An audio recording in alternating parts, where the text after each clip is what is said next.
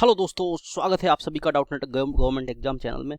मैं आप लोगों से एक बात करने वाला हूं, बहुत ही अर्जेंट बात। वो बात है कि यूपीएससी प्रीलिम्स एग्जाम को लेकर लोगों के मन में संशय है, क्योंकि जो फेज 2 चला है जिसमें कि लॉकडाउन का पीरियड है वो 3 मई तक के लिए बढ़ा दिया गया है। इसकी वजह से लोगों को डाउट है कि अब आने वाला जो एग्जाम है उनका 31 मई को उसका क्या होने वाला है। तो इसके रिगार्डिंग बहुत सारे ऑनलाइन पिटीशन फाइल किए गए थे और पिटीशन के साथ साथ लोगों ने ऑनलाइन सिग्नेचर कैंपेन भी चलाए थे, जिसको कि नोटिस किया था एक सांसद हैं जिनका नाम है शशि थरूर, और फिर उन्होंने फॉरवर्ड किया था यूपीएससी को। तो यूपीएससी को एक मीटिंग लेनी पड़ी जो कि 15 अप्रैल को उन्होंने कंडक्ट की है, और जो मीटिंग ली है उसमें डिसाइड हुआ है कि जो आगे आने वाली डेट्स हैं उनके बारे में यूपीएससी की साइट पे आपको बेसिकली कन्वे कर दिया जाएगा। उसमें और भी इंपॉर्टेंट डिसीजन लिए गए जिनके बारे में मैं आपको पूरा नोटिफिकेशन जो 15 अप्रैल का है उसको पढ़ के सुनाता हूँ। देखिए, यहाँ पर लिखा हुआ है कि जो एग्जामिनेशन और रिक्रूटमेंट के जो अभी प्रोसीजर चल रहे थे वो सब सस्पेंडेड हैं। प्लस जो फ्रेश डेट्स हैं, जो कि रिमेनिंग सिविल सर्वेंट जो कि 2019 का जो पर्सनालिटी टेस्ट है, मतलब कि जो एग्जाम चल रहा था सिविल सर्विस 2019 उसके रिगार्डिंग जो पर्सनालिटी टेस्ट में कुछ लोगों का अभी इंटरव्यू बाकी है, तो वो इंटरव्यू वाली जो डेट है वो 3 मई के बाद डिसाइड की जाएंगी।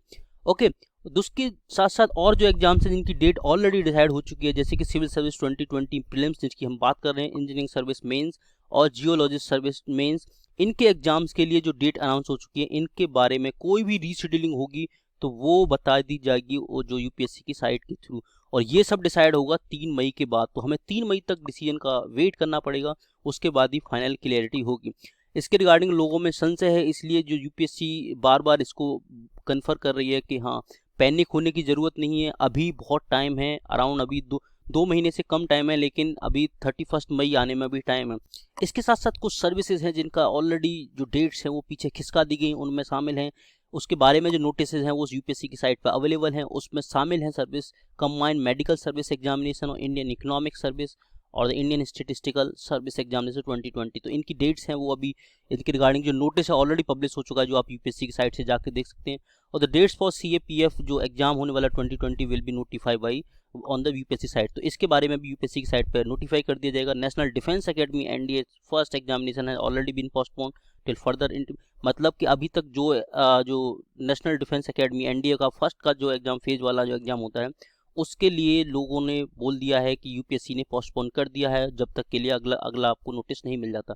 दूसरा है कि जो दूसरा वाला जो एग्जाम होगा एनडीए सेकंड, उसकी जो डेट है वो 10 मई के आसपास पोस्टेड होंगी।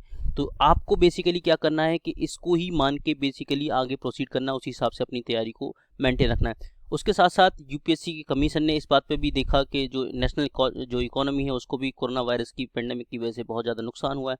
तो इसके रिगार्डिंग भी उन्होंने बहुत सारे डिसीजन लिए। तो उनमें से एक डिसीजन है कि वो 30% जो उनकी बेसिक पे है कमीशन के लोगों की, वो अपने 1 साल तक कम लेंगे, मतलब जो पेमेंट उन्हें मिलता है बेसिक पे उसका 30% रिड्यूस सैलरी लेंगे अगले 1 साल तक कमीशन के लोग। ओके, जो कि इफेक्टिव होगा अप्रैल 2020 से। उसके साथ साथ इस चीज़ को और क्लैरिफाई करने के लिए लोगों ने और प्लस जर्नलिस्ट ने भी एक काम किया। तो उसके रिगार्डिंग जो जितेंद्र सिंह हैं जो कि मिनिस्टर हैं एमओएस, उनसे पूछा गया कि यूपीएससी की जो परीक्षा होने वाली है उसके लिए आपका क्या स्टैंड है, और जो लोगों की संशय हैं उनके बारे में आपको क्या कहना है। तो जैसा कि मैं बता रहा था कि यूपीएससी के बच्चे बहुत डिमांड कर रहे थे कि क्योंकि उन्हें टाइम नहीं मिल पा रहा पूरी तरह पढ़ाई के लिए, जो कि लॉकडाउन की वजह से कुछ लोग वैसे ही घर चले गए थे और अपना स्टडी मटेरियल वगैरह घर नहीं ले गए थे। उन्हें लगा कि थोड़े से टाइम के लिए तो दोबारा आके उस चीज़ को कर लेंगे, लेकिन वो इतना लंबा पीरियड हो गया कि लोग उस पीरियड में बिल्कुल डिस्कनेक्ट हो गए अपने कंटेंट से। तो वो चाहते हैं कि थोड़े टाइम के लिए वो आगे एक्सटेंड हो। तो इसके रिगार्डिंग जब क्वेश्चन पूछा गया एमओएस से जितेंद्र सिंह से, तो उन्होंने बोला कि जो यूपीएससी जो भी बात करेगी वो बच्चों के जो हित है उसमें बात की जाएगी, और उसको बार बार जब भी रिव्यू किया जाएगा डिसीजन को, जो कि 3 मई को रिव्यू होने वाला है, तो बच्चों के हित को ध्यान में रखते हुए लिया जाएगा।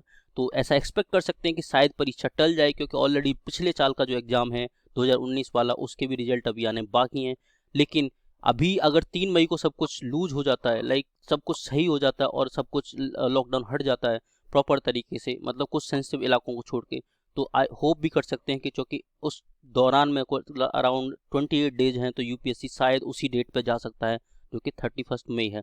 तो इसलिए आपको अपनी जो तैयारी है उसको ढीला नहीं छोड़ना है guys. This is just an update, पर इस चीज़ को ध्यान रखिए कि आपका थोड़ा भी अगर आपने लीनियंसी बरती तो ये 31 मई को अगर गलती से भी एग्जाम हो गया, और प्रॉब्ली चांसेस हैं अगर लिफ्ट डाउन जो लॉकडाउन है वो हटने वाला हो 3 मई को, तो 31 को ही प्रॉब्ली जो एग्ज़ाम जाएगा, क्योंकि उसकी वजह से बाकी एग्जाम्स है उनकी भी रीशेड्यूलिंग करनी पड़ेगी, तो पूरी यूपीएससी का कैलेंडर बिगड़ जाएगा, जिससे वो चाहेगा कि कैसे भी ना कैसे उसे फॉलो किया जाए। 1-2 महीने उन्हें प्रॉब्लम होगी, लेकिन बाकी बाद में सब स्मूथ हो जाएगा। तो इसलिए वो जाएंगे इसी शेड्यूल के अकॉर्डिंग। यूपीएससी और एग्जाम्स के रिगार्डिंग इस टाइप की और इन्फॉर्मेशन के लिए बने रहिए डाउटनेट के साथ। उसमें आप लोगों को ये रिक्वेस्ट करूँगा कि डाउटनेट का गवर्नमेंट एग्जाम चैनल है उसे जरूर सब्सक्राइब करें और बने रहिए डाउटनेट के साथ। Thank you.